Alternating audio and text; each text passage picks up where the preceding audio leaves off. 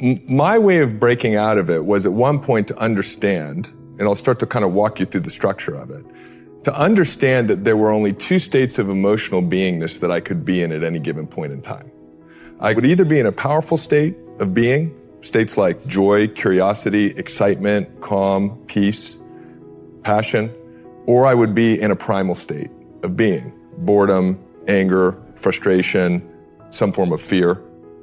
I'm always in one of those two states, and I'm never in two states at one time. Those map beautifully to the sympathetic nervous system and the parasympathetic nervous system, right? So at any moment, we're either in fight or flight or we're in rest and relaxation. Through my journey, what I realized was the only cause of that switch to be flipped was my own thinking. The meaning that I was giving the experience. The experience itself wasn't dictating whether I was in a primal state or a powerful state, whether I was in sympathetic fight or flight or parasympathetic rest and restoration or relaxation. It was the meaning I was giving the experience. And so that meant that all of my personal suffering was within my own control. I needed to start controlling the meaning I was giving the experiences of life.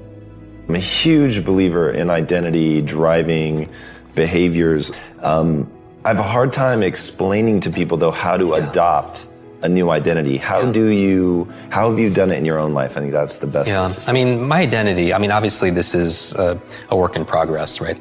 I would say that I would start with they call it the two smallest words in the English language, but they're the two most powerful words in the English language. It's I am, right? I am, because whatever you put after that determines your destination or your destiny, right? And I think your identity is who you believe you are. And I feel like when we're talking about playing to the edge of our limits and really playing there and living in that place where we're stretching, I do believe, and I get inspired every time I see your Insta story. You're like, it's like 4:30 and you're working out, you're doing your work, but that's who you are, right? You don't have to fight it because you can't imagine yourself not doing that.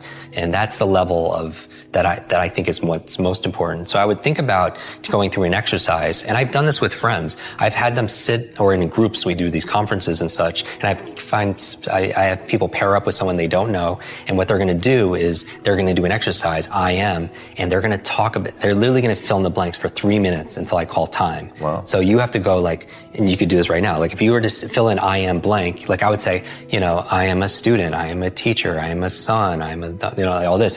But eventually I'll get to a point where I don't know what else to say. And that's what the real interesting answers come out of, right? Because it's a great way for networking and knowing somebody else. But it also shows us this really big tapestry of our life to the point that we've gotten to right now where I relate to these aspects of ourselves.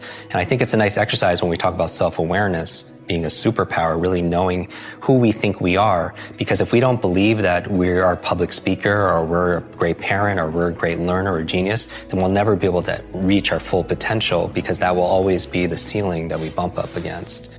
People have a story, I can't find love because my dad left when I was 1. I can't find love because my mum preferred my brother. I can't be a success because I never went to university. I can't speak in public because I blush.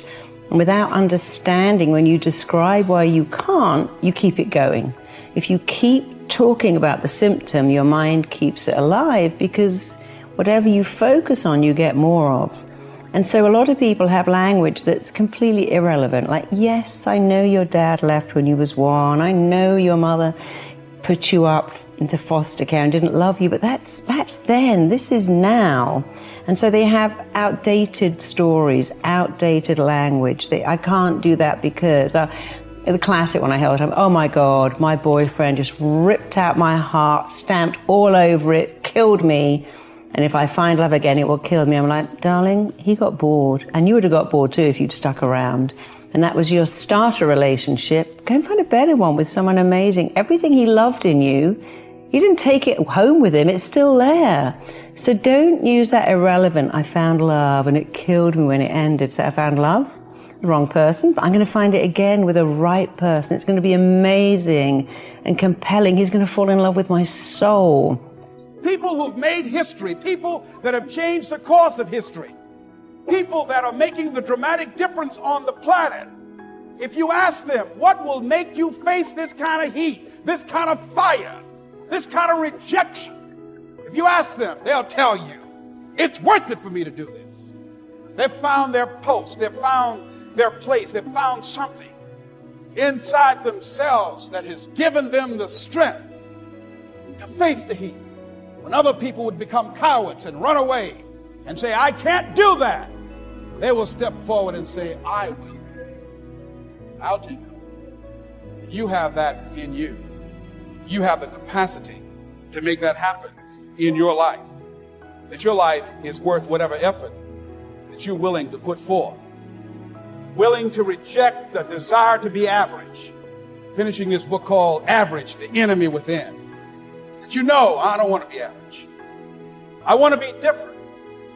Now, what is it that we find that will give us that tenacity, that will give us that courage to stand up, that will give us the strength to break habits, that will give us the kind of dedication and determination to come back again and again and again? How do you find that stuff? How do you find it? It's worth it when you love it. When you love it, that love will help you bridge a lot of challenges. It will help you handle many obstacles. That kind of love that you have within yourself for the things that you do, if it's representing some particular public policy, if it's running a marathon, if it's handling a business, if it's working with the physically handicapped, or working with our children, or wanting to do something to protect the environment, because this is what you've said, I finally found my peace over here. I want to do this, and I might catch a lot of heat for it, but it's okay. It's all right. I'm willing to do that. And it will drive you. It will keep you going. Folks will look at you in total amazement, saying, how could she do that? How could she? Where does the energy come from? I can tell you based upon my own experience that when you get going, when you get rolling, when you can start coming at it again and again and again, even when you feel sometimes that there's just no way there, and that you wonder where you will get the strength from. You want to give up, you want to fall down, you want to turn around and run with everybody else, you're going to question yourself. You're going to say, is this really making much sense? That's all going to happen to you. That's going to happen to you. In the midst of all this, trying to rebuild my life.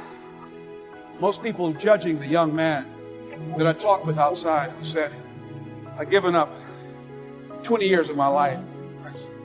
Most people looking at him would say, hey, he's a loser.